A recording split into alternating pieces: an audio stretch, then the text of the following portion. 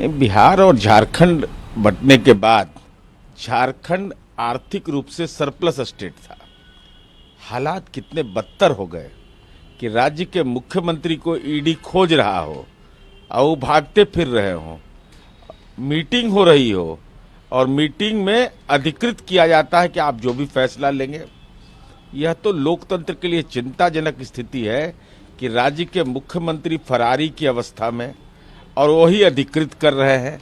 तो कैसे विधायक दल अधिकृत कर रहा है ऐसे लोगों को, यह तो समझ से परे है। निशिकांत दुबे ने ट्वीट किया है कि अरविंद केजरीवाल ने उनकी मदद की है दिल्ली से भागने में। अब वो तो जानकारी उनको, दिल्ली के वो नेता है, उनको ज्यादा जानकारी होगा।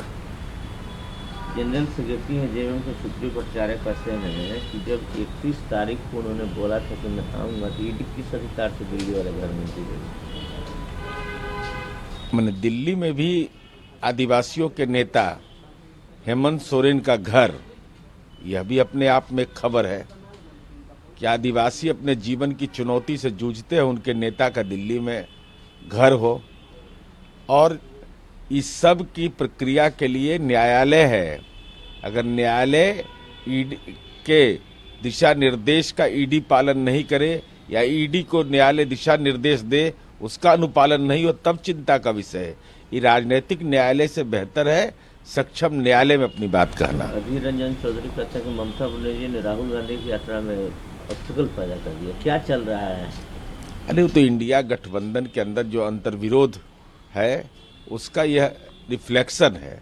और खास करके माननीय राहुल गांधी के नेतृत्व में जो कांग्रेस है, एकला चलो रे की नीति कि हम ही सक्षम हैं, दूसरे सहयोगी की जरूरत नहीं है, तो ऐसे अंतर्विरोध तो अभी देश के विभिन्न राज्यों में पाए जाएंगे। क्या आपको लगता है कि अभी भी अपोजिशन नाम की कोई चीज है?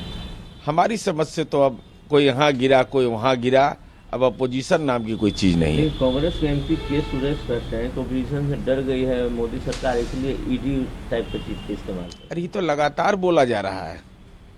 यह बयान तो अब पुराने पड़ चुके। महत्वपूर्ण बयान है कि इंडिया गठबंधन के सहयोगी दल लगातार छोड़ते जा रहे हैं। अब तो उत्तर प्रदेश में मैंने देखा कि समाजवादी पार्टी ने 17 उम्मीदवार की घोषणा कर दी और कांग्रेस की जुबान खामोश है। यह इसका मतलब है कि इंडिया गठबंधन में जो क्षेत्रीय दल हैं उनके साथ अंतर्विरोध कायम है। राहुल गांधी कहते हैं कि समय आ गया है कि देश का एक्सेप्ट कर दिया जैसे पॉपुलेशन।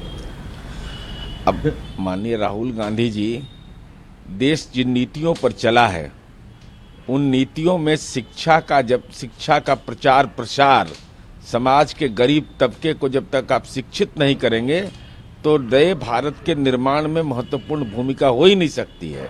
अब इसका विश्लेषण अपने अपने ढंग से करते रहते हैं राहुल गांधी जी। गिरिराज सिंह कहते हैं कि राहुल गांधी पहले न देखे कि जहां जाते हैं वहां अलायंस उनका टूट जाता है। बंगाल है। अरे ये तो पहले ही मैंने बयान दिया था कि राहुल गांधी जी बंगाल गए तो बंगाल में अलायंस पार्टनर अलग हो गया। बिहार में उनका आगमन के पहले ही अलायंस पार्टनर बदल गया। इंडिया गठबंधन तहस नहस हो गया। पहले लालू जी से पूछताछ हुई, फिर तेजस्वी से हुई। इस पर नित्यानंद राय कहते हैं कि कानून सबके लिए बराबर है, चाहे हेमंत सोरेन हो चाहे लालू जी हो। तो ईडी एक संवैधानिक संस्था है और उसके तहत पूछताछ हुआ है, इस पर कोई राजनीतिक टिप्पणी की जरूरत नहीं। अच्छा, ये कैसा अलायंस है कि लोग की सीट शेयरिंग हुई नहीं है? उत्तर प्रदेश में समाजवादी ने 16 कैंडिडेट घोषित कर दिए। वही मैंने बताया ना कि यही तो इंडिया अलायंस का दुर्भाग्यजनक पक्ष है कि एक तरफ इंडिया अलायंस की बात की जा रही है, दूसरी तरफ समाजवादी पार्टी ने उम्मीदवार की घोषणा कर दी और कांग्रेस पार्टी खामोश हो गई। तो ये खामोशी ही बताता है कि कांग्रेस पार्टी के बस में अब कुछ नहीं है और इंडिया अलायंस बिखर रहा है।